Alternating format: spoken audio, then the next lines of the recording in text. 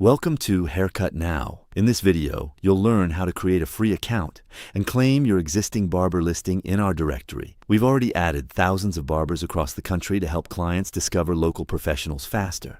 If your listing already exists, claiming it allows you to manage and update your profile. Start by visiting haircutnow.com and clicking Create a New Listing from our menu. Use the search bar to look for your barber profile by phone number or name before creating a new listing. This helps prevent duplicate listings and ensures you take control of the one that already exists. Once you find your barber listing in the search results, click on it to open the profile page. Review the listing to make sure it belongs to you or your business. If the listing is yours, click the Claim Listing button. This allows you to take ownership of the profile so you can update your information, photos, services, and hours. If you don't already have a Haircut Now account, you'll be prompted to create one. Enter your name, email address, and create a secure password. Then submit the form to register your free account. After creating your account, you'll be logged in. Search for your profile again and submit your claim. Once it's submitted, you will receive an email with a verification link. Click the link in the email to complete your claim. Once approved, you'll gain access to manage your listing from your dashboard. After claiming your listing, you'll be able to upload haircut photos,